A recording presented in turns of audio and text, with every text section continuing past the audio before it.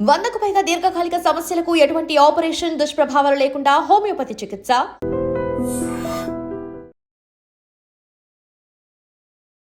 Welcome to iDream media. So ఇది బిల్వపత్రం.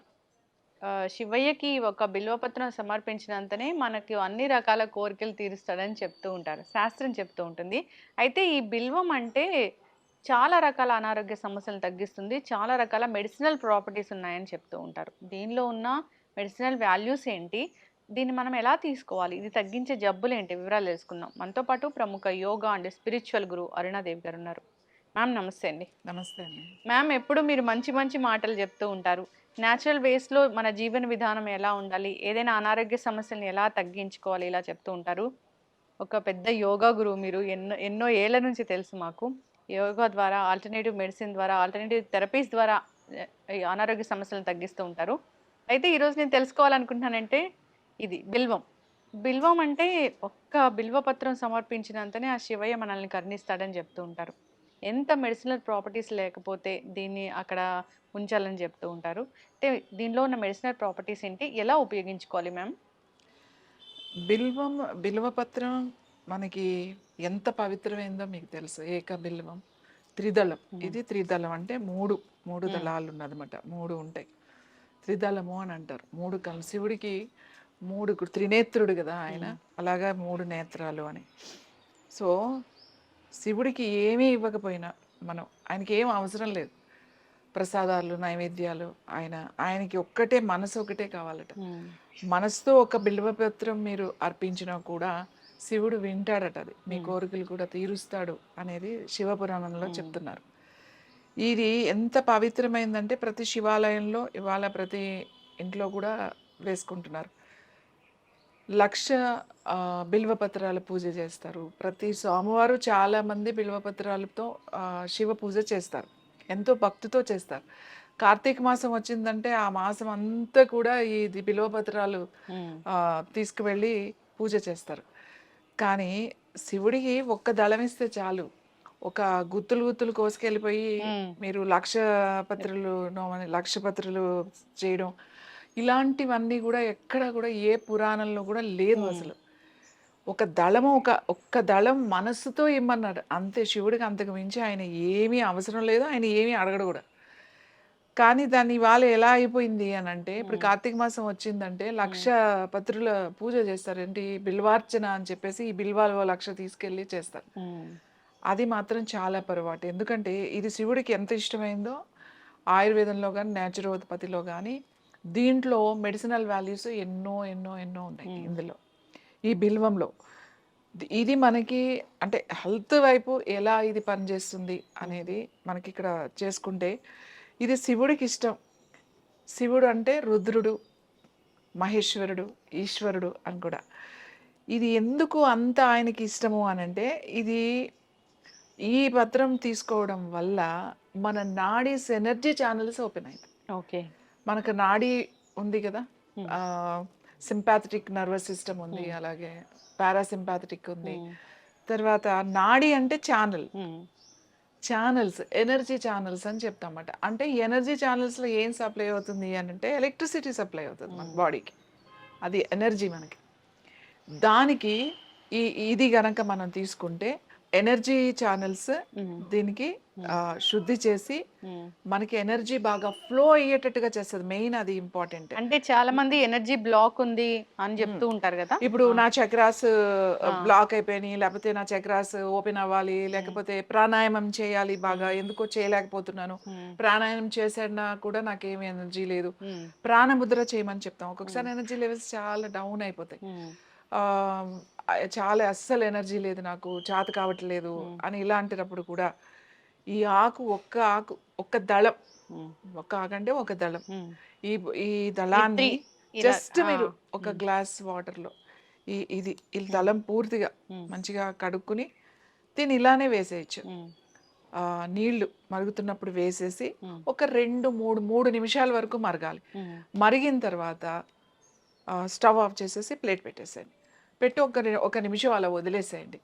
తర్వాత దీన్ని తీసుకుని మంచిగా, వాటర్ ఏం కలపొద్దు దాంట్లో, మళ్ళీ నిమ్మకాయ తేనె ఏం అవసరం లేదు, జస్ట్ అలానే తాగండి వాటర్. కొద్దిగా మీకు ఒక చిన్న స్మెల్ ఉంటుంది. పెద్దగా ఏమి ఇది తాగలేనంత చేదు అలాంటివి ఏమి ఉండవు దీంట్లో. మరగబెట్టకూడదు. కషాయం లాగా చేసేసి దాన్ని అంటే కషాయానికి, టీకి చాలా డిఫరెన్స్ ఉంది. టీ అంటే ఓ 3 నిమిషాలు, 4 నిమిషాలు మరగబెడతాం. కషాయం అంటే ఒక గ్లాస్ నీళ్ళేస్తే అది అర గ్లాస్ అయ్యే వరకు మరగబెడితే దాన్ని కషాయం అంటాం. సో, అలా తాగితే మీరు మార్నింగ్ ఒకసారి తాగగానే మీకు ఆ ఎనర్జీ లెవెల్స్ మీకు తెలుస్తుందన్నమాట. ఆ ఎనర్జీ ఇంప్రూవ్ అయినట్టుగా మనకు తెలుస్తది. అలాగే ప్రాణాయామం సరిగ్గా జరగట్లేదు, నేను చేయలేకపోతున్నాను అనుకునే వాళ్ళకి కూడా ఇది కొంచెం గనక మనం తీసుకుంటే కొన్ని రోజులు మనకి ఆ ప్రాణాయామం చాలా కరెక్ట్‌గా బాగా చేయగలుగుతాం అన్నమాట. తర్వాత ఇంకా ఏంటి అనంటే ఇది దీన్ని ఏం చేస్తారంటే చాలామంది ఇంతకుముందు కొన్ని ఆశ్రమాలు, యోగులు వాళ్ళ దగ్గరికెళ్ళినప్పుడు, వాళ్ళ దగ్గర ఉన్నప్పుడు దీన్ని రాత్రే అన్నం వండి, ఆ అన్నంలో కొంచెము పాలు పోసి, తర్వాత కొంచెం పెరుగు తోడులాగా ఇలానే త్రిదళాన్ని వేసేసి ఎక్కువ క్వాంటిటీని బట్టి కొంచెం ఎక్కువ వేసుకుంటారు. మనం ఒక్కళ్ళకే చేసుకున్నాం అనుకోండి, ఒక దళం సరిపోతుంది. సో, దాంట్లో వేసేసి కొంచెం తోడు పెడతాం కదా, అలాగే తోడు పెట్టేసి రాత్రే పెట్టేస్తాం. పొద్దునకి అది మంచిగా పెరుగుగా అవుతుందన్నమాట.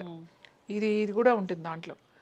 మంచి పెరుగుగా తయారవుతుంది. ఆ పెరుగు అన్నం అన్నమాట.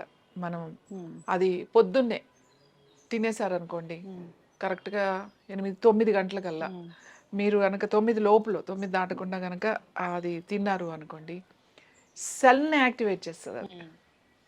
అది ప్రోబయోటిక్‌గా పనిచేస్తది. ఎందుకంటే మనం పెరుగు చేసాం కాబట్టి దాంట్లో బ్యాక్టీరియా వేసి, అలాగే ఇది ఉంది కాబట్టి ఇది సెల్‌కి వెళ్తది. ఇది క్యాన్సర్‌కి ఎందుకు మంచిది అని చెప్తాము అనంటే, సెల్‌ని యాక్టివేట్ చేసే గుణం దీనికుంది.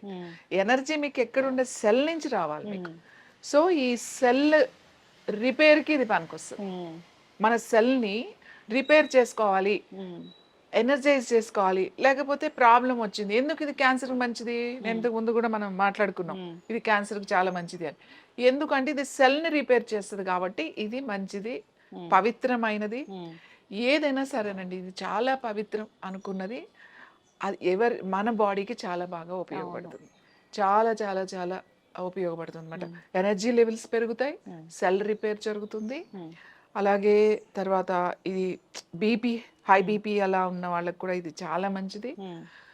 క్యాన్సర్ ఉన్న వాళ్ళు మీరు తీసుకోవచ్చు. దీన్ని టీ లాగా తీసుకోవచ్చు, లేదు అంటే ఇలా తోడు పెట్టుకుని తీసుకోవచ్చు, లేదు అంటే మనం రైస్లో పాలు పోయకుండా కొంచెం నీళ్లు పోసేసి మనం చేసుకుంటాం కదా, ఆ వాటర్ పోసేసి ఈ ఆకు కూడా పెట్టేసి పైన కొంచెం మజ్జిగ కానీ లేకపోతే పెరుగు కానీ అట్లా వేసి ఉంచేసి పైన, తర్వాత మీరు రాత్రంతా ఉంటుంది కదా ఆ మజ్జిగలో, పెరుగన్నలో, అప్పుడు ఇది మీరు పొద్దున్నే సేమ్ ఆయన అలా కూడా తీసుకోవచ్చు, లేకపోతే పాలు ఉంటే పాలు వేసి తోడు పెట్టుకుని కూడా తీసుకోవచ్చు.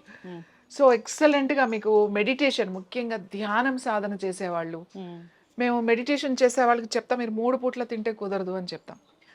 ఎప్పుడైనా కూడా 2 పూట్ల తినండి. ఇంకా అడ్వాన్స్డ్ స్టేజ్లోకి వెళ్ళిన వాళ్ళు అసలు వాళ్ళకి ఎప్పుడో వచ్చినప్పుడు తింటారన్నమాట, లేకపోతే ఒకసారి ఆ తిన్నప్పుడు ఇది గనక వాళ్ళకి వేసుకుని ఇలా తయారు చేసుకుని తింటారన్నమాట. అంటే ఆ ఎనర్జీ లెవెల్స్ని బాగా ఇంప్రూవ్ చేస్తుంది అని. ఇదేమో నమ్మకం కాదు, దిస్ ద సైన్స్. దీంట్లో ఉన్న మెడిసినల్ ఏవైతే ఉన్నాయో ఆ వాల్యూస్ మనకి దాని ద్వారా ఇది వస్తుంది. ఇంకా దీనితో కూడా మెడిటేషన్ చేయొచ్చు. అంటే దాని తెలిసి ఉండాలి దీని గురించి. మనం ఎందుకు శివుడికి ఇది ఇచ్చి అక్కడ కూర్చోమని మనం ఎందుకు చెప్తాము? ఇది శివుడికి ఇష్టమా అంటే శివుడికి కాదు, మనకి ఇష్టం.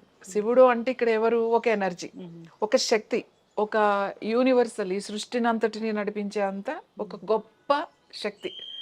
అదే శక్తి నీ లోపలే ఉంది. ఎక్కడుంది? నీ సెల్ లోపల ఉంది. సో ఆ సెల్ లోపల ఆ సెల్ ఎనర్జైజ్ చేసుకోవాలి అని అంటే ఆ శక్తికి ఇది అవసరం, చాలా అవసరం అన్నమాట. మనకి ప్రతిదీ కూడా ఇది చాలా ముఖ్యం. ఇప్పుడు మనం వినాయక చవితి జరిగింది, ఎన్ని పత్రులు పూజలు చేస్తాం, అన్నీ కూడా మెడిసినల్ వాల్యూస్ ఉన్నాయి. ఇవి మనిషికి, మానవుడు అన్నవాడికి ఇది ముఖ్యమైనది అని చెప్పడానికే ఈ పత్రులు వాళ్ళ గుర్తుగా మనం వేసుకుంటాం. అంతేగాని ఇది తీసేసుకుని 1,00,000 పత్రులు 1,00,000 ఆకులు తీసుకెళ్లి శివుడికి పూజ చేస్తే మనం డైరెక్ట్గా కైలాసానికి వెళ్ళిపోవచ్చు అని అనుకోవడం అది పొరపాటు. ఒక ఆకు తీసుకెళ్ళి ఆయనకి మనస్ఫూర్తిగా పెట్టినా కూడా చాలు, అంతకు మించి ఏమీ అవసరం లేదు. చలువ చేస్తుందా మ్యామ్ ఇది? ఇది చలవ చేయడం కాదు, ఇది ఏదో బాడీని కూల్ చేస్తుందని కాదు. నేను చెప్పాను, మీ సెల్ని ఎనర్జైజ్ చేస్తుంది అన్న. నేను ఎనర్జీ లెవెల్స్ని ఇంప్రూవ్ చేస్తుంది. ఎప్పుడైతే సెల్లో ఉన్న సెల్ రిపేర్ అంటే సెల్స్ దానికి మీకు ఇంపార్టెంట్ కావాల్సిన సెల్కి ఏంటంటే మనకి అన్ని మినరల్స్ కావాలి, మినరల్స్లో అన్నీ కావాలి. సో ఎప్పుడైనా దానికి ఎనర్జీ తగ్గిపోయింది అనుకోండి, సెల్ యాక్టివేషన్ తగ్గిపోతూ ఉంటుంది. నువ్వు శ్వాస ద్వారా మాత్రమే చేయగలుగుతావు. సెల్ని యాక్టివేట్ చేసుకోవాలి అని అంటే దానికి ఒక ఎనర్జీ కావాలి, ప్రాణశక్తి కావాలి. ప్రాణశక్తి రావాలి, ఎంత చేసినా మేము ప్రాణాయామం చేస్తున్నాం, ముద్రలు చేసినా, ఎంత చేస్తున్నాం రాను అనుకున్న వాళ్ళు దీనితో ఒక టీ లాగా కానీ లేకపోతే అలా కనుక తింటే మీ సాధన తెలుస్తుంది మనకు ఆ డిఫరెన్స్. ఆ ప్రాణశక్తి బాగా ఇంప్రూవ్ అయినట్టు, ఎనర్జీ లెవెల్స్ పెరిగినట్టుగా కూడా తెలుస్తుంది. ఆ సెల్ కనుక ఎనర్జీ వచ్చింది అనుకోండి, ఆటోమేటిక్గా ఈ క్యాన్సర్ ఉన్న వాళ్ళకి ఎప్పుడైతే ఈ సెల్స్ స్ట్రాంగ్ అయిపోయినాయో, ఈ క్యాన్సర్ సెల్స్ మీద ఈ మంచి సెల్స్ దాని మీద దాడి చేయడానికి అవకాశం ఉంటుంది. ఎందుకంటే మన సెల్ వీక్ అయిపోవడం వల్ల ఈ దొంగ సెల్స్ బాగా వచ్చి ఈ మంచి సెల్స్ తీసుకోవాల్సిన ఆహారాన్ని కూడా అదే తీసేసుకుని ఈ సెల్స్ని చంపేస్తుంది, ఈ సెల్స్ అన్ని మార్చేస్తుంది. కాబట్టి ఇది దానికి ఎనర్జీ పెంచడానికి, అందుకని క్యాన్సర్ ఉన్న వాళ్ళు ఇది తీసుకోండి అని చెప్తాం. అలాగే ఆశ్రమాల్లోనూ, కొన్ని ఆశ్రమాల్లో కొంతమంది యోగులు, కొన్ని అప్పట్లో వైద్యం చేసేవాళ్ళు, వాళ్ళ దగ్గరికి వచ్చిన వాళ్ళు అక్కడ ఉన్న వాళ్ళకి ఏదో ఒక సమస్యతో వస్తారు కాబట్టి వాళ్ళకి ఆ ఎనర్జీ లెవెల్స్ తక్కువగా ఉంటాయి కాబట్టి ఇలాంటివి ఇచ్చి కూడా పెట్టేవాళ్ళు. చక్కగా చెప్పారు మ్యామ్.